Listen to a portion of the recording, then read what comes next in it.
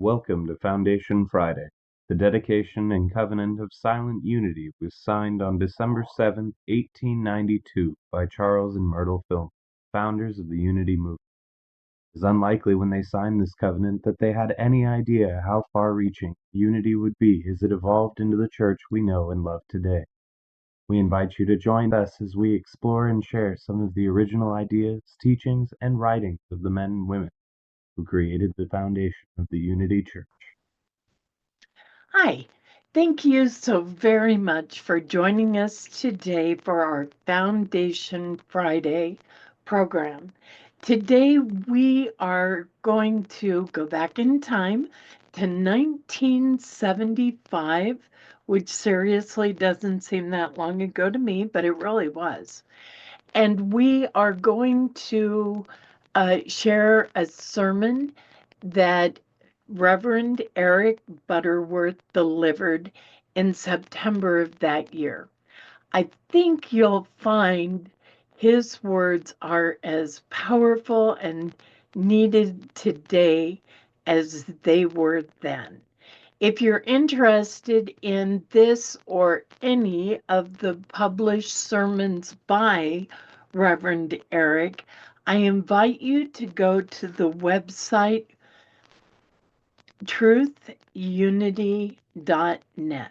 That's where I found this one, and this is number 93 in the Essays on Abundant Living by Reverend Eric Butterworth.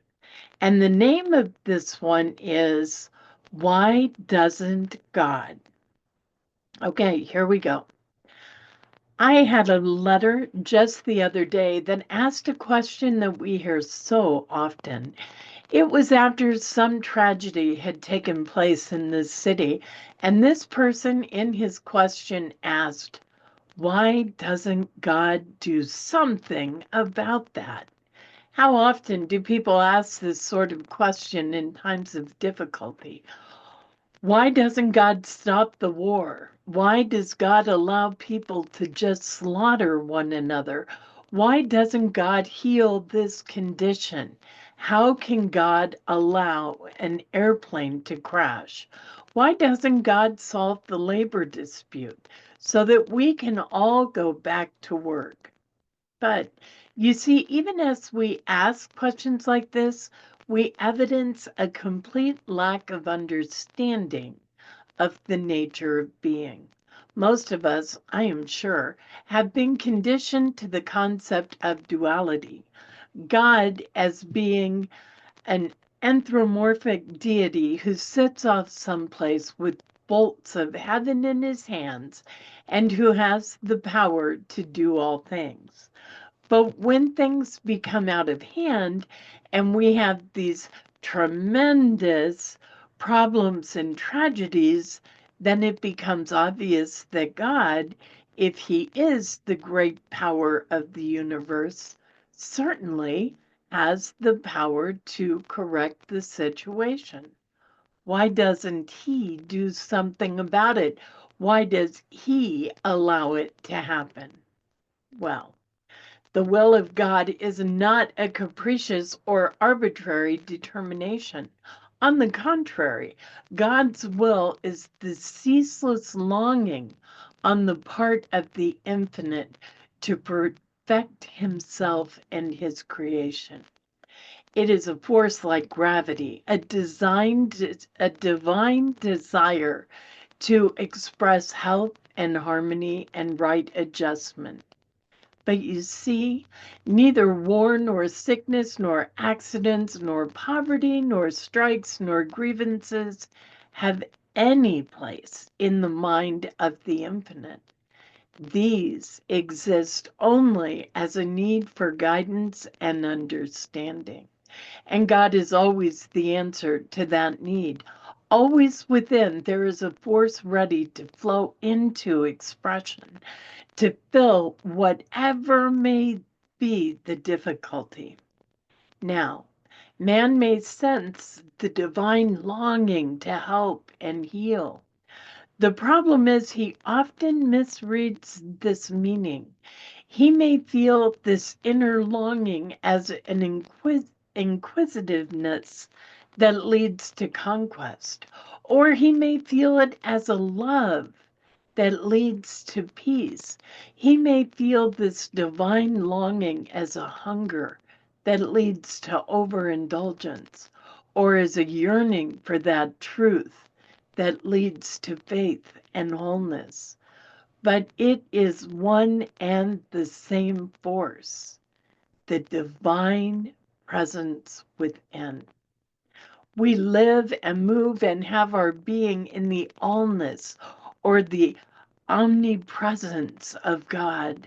The activity of God is always present, ever present, equally present in all situations, in all experiences. And more than that, this activity is involved in whatever we do, wherever we are. We use the same power whether we are rising to success or floundering in mediocrity, whether we are in radiant health or suffering the dis-ease. The same force is at work within us, the activity of God life. Usually the question why infers the thought that we are the victims of a cruel fate or the capricious will of God. In a sense, the person who asks why is demanding that the landlord understand what is going on here. Why doesn't he get busy? Why doesn't he fix the roof? Or he is blaming it all on fate. I couldn't help it. It just happened. It wasn't my fault. I was just unlucky. But you see, the more we ask why in this sense, the more we give in to self-pity, a sense of defeatism and a feeling, well, after all, what can you do if you have no choice? But as I say so often, there is no such thing as a choiceless life. We always have a choice. We have a choice to ask the kind of why that is actually constructive. In other words, not why doesn't God do something about this? Why do these terrible things happen? But why should I allow this to disturb me? Why should I be upset? Why can I not draw on my innate God inner power to solve this problem? Why should I not let the personal experience in the world affairs be a challenge to a greater faith? Remember, Jesus once said, "In the world ye have tribulation, but behold, I have overcome the world." In other words, he is recognizing that wherever there are people in human consciousness and law, there are conflicts and difficulties and mistakes and failures. But wherever I am in spiritual consciousness, I am above all this. And I need not be negatively influenced by it. Or at least I can turn whatever the outer stimuli might be into an influence for good. Job struggled with the question, why? Remember, he said in many different ways, "Why should I, a good man, suffer so?" But Job suffered not in punishment for wrongdoing, but in demonstration of the law of consciousness. Satan in the drama of Job is actually a state of negative consciousness within Job. It was his own doing. In other words, Job believed in error, in sickness, in poverty, and perhaps even feared this. Because later you remember he said, "That which I have feared has come upon me." So the question, why did the good suffer, must be answered because they are not good enough. Now, this may seem shocking when someone we think of as being the epitome of goodness suffers some tremendous tragedy. But you see, goodness is a relative term. In an absolute sense, it is oneness in God completely, in thought and in action. Jesus realized that goodness is an ultimate that even he himself was on the way to, that even he himself was seeking through growth and unfoldment, the ultimate goodness which would enable him to go through and grow through the greatest tragedy the world could confront him with.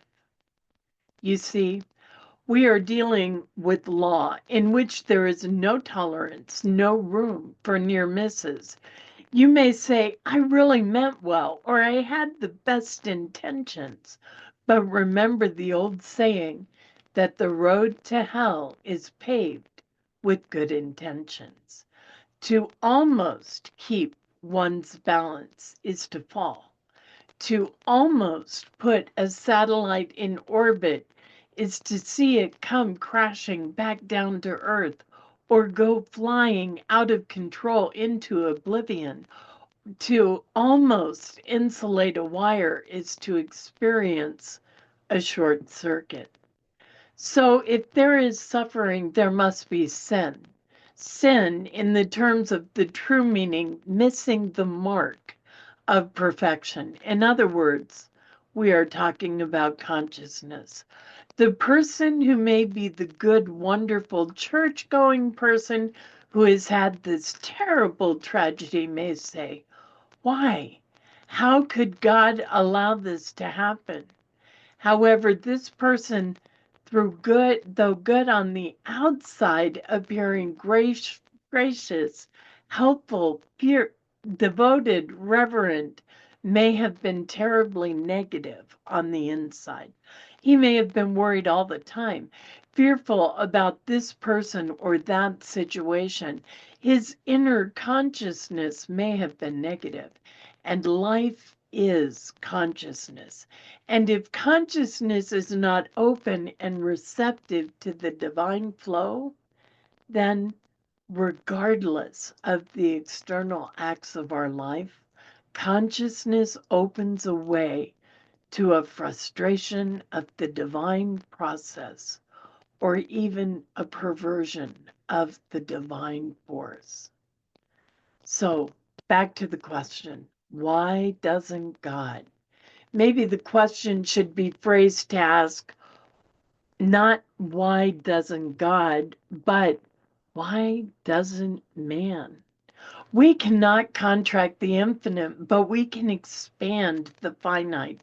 We must expand our awareness to the point of conviction that we are dealing with the power in which and to which all things are possible. As Jesus said, it will be done as we believe. But you make the difference. Why don't you do something? What can you do? You may or may not be able to help in some outward way, physically or materially, but you can always do something spiritually. You can stop worrying. You can stop asking the question why. You can stop railing against luck or the universe or God. Instead, you can be still and know your oneness with the divine flow and be a channel for the projection of spiritual power. Of course, God can stop the war or heal the condition or solve the labor dispute. However, he cannot and will not do it for man. But he can always do it through man. And he will inevitably, if we are willing to let go and let the peace that passeth understanding flow through us, and let the healing life, which is constantly supporting us, have its way in us. Master Eckhart puts it very clearly when he says, God expects but one thing of you, and that is that you should come out of yourself insofar as you are a created being and let God be God in you. Let God be the answer through you. Let God be the flow of love, of life, of protection. Believe in your heart of hearts that you know God in you will solve the difficulties you are so concerned about. God will establish peace within you when you are peaceful. God will make you whole when you are wholesome. God will become the very spark and spirit of success in your life when you are successful, when your consciousness is full of the idea of success. Wow. As we look around us today, the world may not be the way we think it should be. But if we're tempted to ask, why doesn't God? Let's ask instead, how do we? How do I? I hope you enjoyed that sermon as much as I did. I found it very powerful. And before we go, please know you matter. You are sacred. And you are so, so very loved. Namaste. Thank you for joining us, and let's stay connected and grow in spirit. We are on Facebook. Search for Unity Church of El Cajon and follow us and like our posts. You can reach us on YouTube at Unity Church of El Cajon. Please subscribe to our channel, watch our videos, and leave comments which can help us improve. We are on the web at unityofelcajon.org. Email or call our church office to receive our weekly newsletters, which lists all of our activities and opportunities to learn and grow together.